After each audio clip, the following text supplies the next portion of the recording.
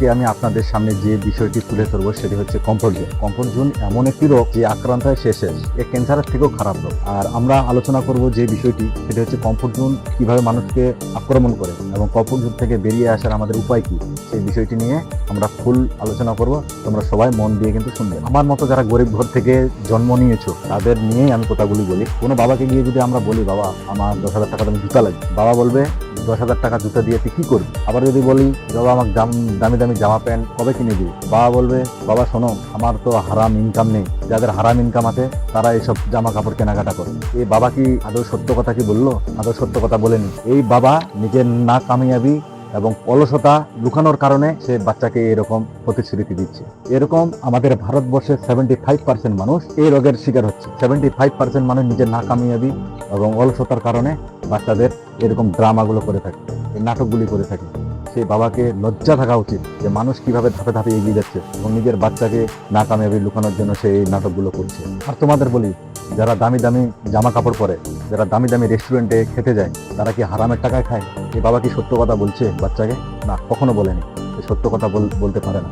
যারা যারা দামি রেস্টুরেন্টে খাওয়া দাওয়া খায়, যারা দামি দামি জামা কাপড় পরে, তারা যেরকম মেহনত করেছে সেরকম মেহনত চোখে পড়েনি, কিন্তু বাচ্চাকে সে নিজের না কামিয়াবি লুকানোর কারণে সে উল্টাপাল্টা কথা বলছে। আমাদের সাথে গর্বটা কখন হয়? আমরা যখন সফলতার সিঁড়ি ধীরে ধীরে ধীরে ধীরে আমরা এগোচ্ছি, তখনই কিন্তু আমরা কমফোর্ট জোনের শিকার হই। এই কমফোর্ট জোনটা আমি এক্সাম্পল হিসেবে আপনাকে বলি।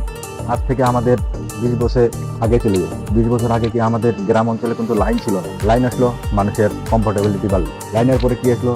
লাইট আসলো। লাইটের পরে কি আসলো? ফ্যান আসলো। ফ্যানের পরে কি আসলো? কুলার আসলো। কুলারের পরে কি হলো? এসিতে চলে আসে। মানুষ যখন এসিতে পৌঁছাইয়ে দিবে তখন মানুষ ধীরে ধীরে ধীরে ধীরে ধীরে ধীরে ধীরে ধীরে মানুষ কিন্তু কমজোর হতে শুরু করে। মানুষ একটু ঢিলা হয়ে গেছে। ঢিলা মানে অনেকটাই ঢিলা হয়ে গেছে।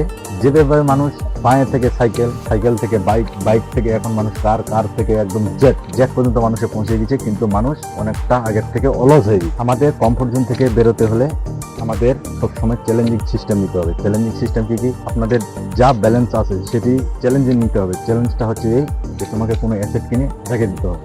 চ্যালেঞ্জটি নিজেকে নিতে হবে, চ্যালেঞ্জটি নিজেকে তৈরি করতে হবে। আমরা হচ্ছে লাঠি খাওয়া মানুষ। যতক্ষণ পর্যন্ত পিঠে লাঠি না পড়বে ততক্ষণ পর্যন্ত আমরা দৌড়াতে পারবো, দৌড়াতে শিখবো। মাই ফ্রেন্ড, এখনো সময় আছে আমাদের কমফোর্ট জোন থেকে বেরিয়ে আসা। কেউ তোমার সামনে দিয়ে উড়ে চলে যাবে আর তুমি ওই জায়গায় থেকে দাঁড়িয়ে দাঁড়িয়ে দেখবে এই জিনিসটা কি তোমাকে ভালো লাগবে? তুমি ওই জিনিসটা এমনভাবে সরিয়ে নিজেকে কমফোর্ট জোন থেকে বেরিয়ে তুমি নিজে উঠতে শুরু করে দাও। তোমার জীবন তৈরি করতে কেউ আসবে না। পৃথিবীর কোনো মানুষ তোমার জীবন তৈরি করতে সাহায্য করতে হবে না। তোমার জীবন তোমাকে নিজেই তৈরি করতে হবে। এই পৃথিবীতে কেউ কারো জায়গা করে দেয় না, নিজের জায়গা নিজেই তৈরি করতে হয়। এই দুনিয়াতে কারো কিচ্ছু যায় আসে না তোমার কাছে টাকা পয়সা আছে কিনা, তুমি খেতে পাও কিনা, তুমি কোন ঘর থেকে আসছো, তুমি কোথায় বিলং করছো, তুমি কিভাবে জীবন চলছে, এই দুনিয়াতে কিচ্ছু কারো যায় আসে না। তোমার জীবন তোমাকে নিজে ডিসিশন নিতে হবে। মাই ফ্রেন্ড, তোমাদেরকে বলছি তোমরা কমফোর্টেবলকে ছুঁড়ে ফেলে দাও। তোমার কষ্ট তোমাকেই মারতে হবে। কমফোর্টেবলকে দূরে সরিয়ে দিয়ে, ছুঁড়ে ফেলে দিয়ে তোমার আনকমফোর্টেবল রাখার চেষ্টা করো আর শুরু করে দাও তোমার জীবন তৈরির কাজ।